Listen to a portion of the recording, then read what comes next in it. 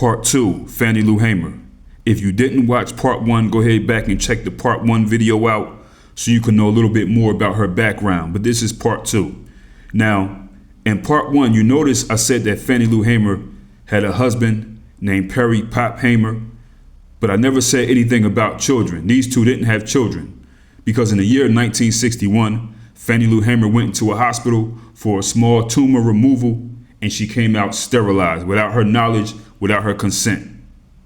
Okay? They altered her body and didn't inform her about anything. She finally realized it because her and her husband, they wanted to have children, and she noticed that she could never get pregnant.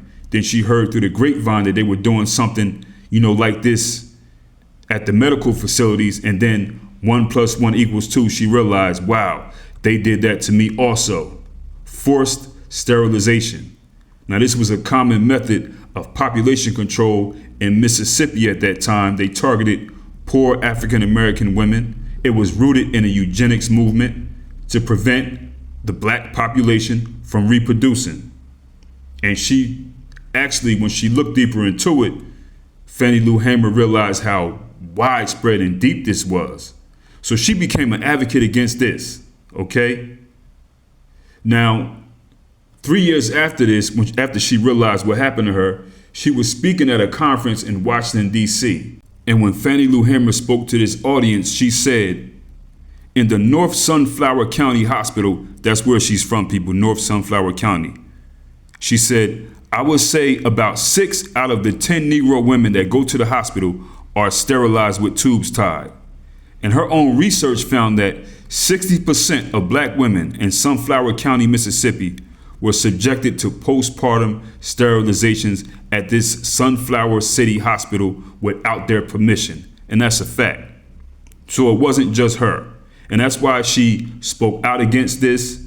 She learned that thousands of other women throughout the South had dealt with this, not just in Mississippi alone. You know what I'm saying? And they started to call this thing a Mississippi appendectomy. Okay?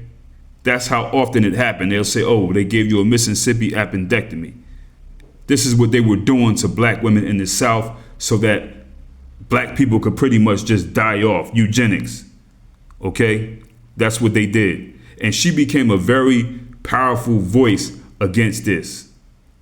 Powerful voice. Fannie Lou Hamer knew that the words of white people came with a lot of deception.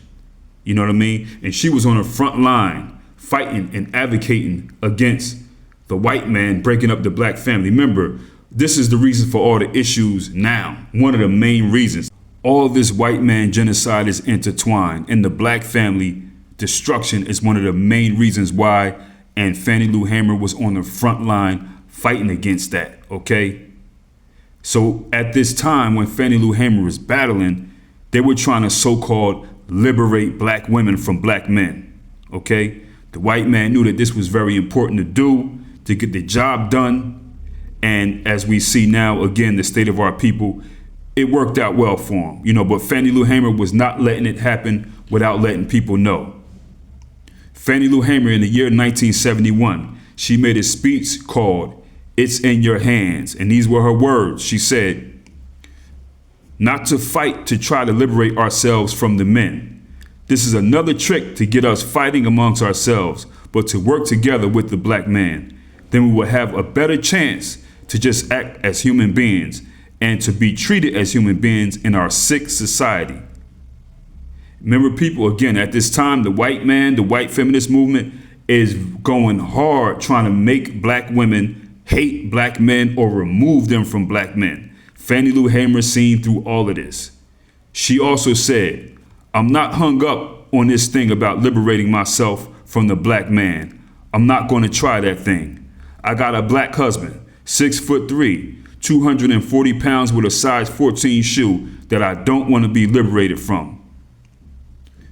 This woman also addressed the class divides amongst black women directly, okay?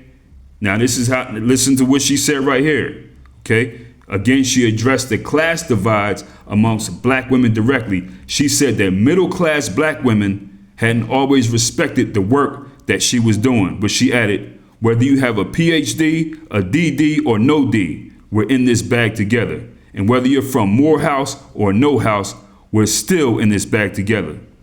Okay, so with Fannie Lou Hamer saying that, you know what kind of black women wouldn't like Fannie Lou Hamer today at all. You know, they wouldn't have liked Fannie Lou Hamer. They wouldn't have respected her. And we know it would have been those Greek, Negropean, 8K, whatever groups and the people who just are in love and salivate over them, okay? They wouldn't have seen Fannie Lou Hamer as a sister at all. They wouldn't have respected her. She was talking about this way back then when these shine bones started acting funny, and she's seeing it way back in the 70s. You know what I mean? Now, Fannie Lou Hamer was a black woman. She pushed for women's empowerment, but she critically assessed the women's liberation movement. Okay, she centered black women in the struggle for freedom rights while refusing to decenter black men.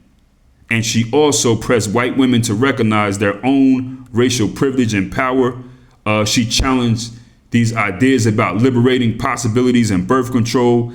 She gave a speech before the NAACP Legal Defense Fund in 1971, and she argued that black women did not need their consciousness raised by white women in the women's rights movement. And that's what we see 100% now, right? This is what they do. When it's time to vote, what do they talk about? LGGGG, white women's rights or women's rights. And they, you know, black women have adopted, you know how it is, people. Y'all know how it is. Fannie Lou Hamer said black women have been in this fight for centuries. She said the special plight and role of black women is not something that just happened 3 years ago. We have a special plight for 350 years. So Fannie Lou Hamer was deeply committed to real black women's liberation and dignity. Okay, she rejected this whole thing, this mainstream of white-led feminism and being bamboozled by it. And her thing was that we need to position ourselves with black men in order to be free. Okay, this is what an intelligent person does.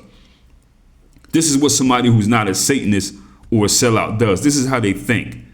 Now look at what Fannie Lou Hamer was trying to warn people about back then, and look how well it worked out for Whitey. A bunch of very angry, miserable people on social media because Fannie Lou Hamer was trying to warn against that. You know what I'm saying? Thought it would work out well. It never can if it came from white people. Now this is why you see the white man make sure that they highlight and put a lot of attention, a lot of algorithmic attention into black men who have platforms speaking about black women who have platforms dogging out black men, these so-called red pill Negroes and these self-hating swirling coons or whatever. That's why they give these people so much money. Fannie Lou Hamer spoke about that. That's what she warned people about. You know what I mean? But my issue with you cowards is, this is always my issue. You know what I mean? Fannie Lou Hamer, 100% agree. I don't see how anybody could even debate that. It's impossible to. You got to use your imagination and be dreaming to say that she wasn't making sense or she was wrong. But my issue with these cowards is this. I'm talking about the male and the female cowards. You're scared to address how these problems started. You know what I mean? If you're going to discuss something, you can't keep talking about your issues and your bad decisions, you know, that you made in your life and create platforms to find other bitter losers like you who are upset. And we all going to get together and keep going back and forth. All you cowards are the same, the women and the men. That's not how an intelligent person looks at a problem and fixes it. You go to the root of the problem and fix it, but you won't because you're a coward. And if you go to the root of these problems, the same thing that Fannie Lou Hamer was talking about back in the 70s, these movements that they created, if you go to the root, you would have to call out the man that you worship, adore, and idolize, and you scared to death of, and that's a white man, and you would never do that. So it was much easier to look at the outcome to the issue that was started and just keep going back and forth and jumping in and out. You're a coward, yo. Now, I'm not saying that the stuff that people say isn't right. You know what I mean? It's just like the whole thing with the guy, Kevin Samuel. The stuff that Kevin Samuel was saying that women were mad about, was he right in what he was saying? Yeah, a lot of it. A lot of the stuff he was saying, yes, he was right. But The reason why I always called him a coward, and the reason why I always call these other, wig head swirl outlets cowards, cowardly women, is because you never get to the root of the problem and why this is an issue. Anybody could sit back and do that all day. You know what I mean? If you're not maximum to the root of the issue or trying to solve it, and minimum to the issues that you have, that's stupid. I mean, that's dumb. That's not how somebody like Fannie Lou Hamer or an intelligent person will look at a problem and try to solve it. So what's going on is we have a bunch of Negro cowards who really deep inside worship and adore white people. But they kind of hide it and mix it up in their activism. Oh, I want us to do better. You a coward, yo. That's what you are. You're scared of white men. You go in a room with a white man and you don't even open your mouth. You're a popcorn shrimp. And the swirl people, you adore white women. You put a wig on your head. You want to look like her so bad. I'm not even talking about a wig. I'm talking about a hairpiece that is resemblant of only a white woman that you've been dreaming to be like since you were a little girl. You all are cowards. But Fannie Lou Hamer and people like her, that's why she's so much better than us. She wasn't a coward. Imam Jamil El-Amin, H. Rap Brown, he wasn't a coward. El-Haj Malik Shabazz Malcolm X, not a coward. Ida B. Wells, not a coward. Kurt Flood, he's not a coward. Now they have it to where you actually get paid. It's kind of dying down now. I don't know if y'all noticed that. It's kind of like dying down a little bit more. But they went through this era. I think it was from like, what years was that? It's like a 5-year stretch where if you dogged out black men, you dogged out black women. I mean, you was getting paid. You know what I mean? Anyway, people, Fannie Lou Hamer, salute, easy.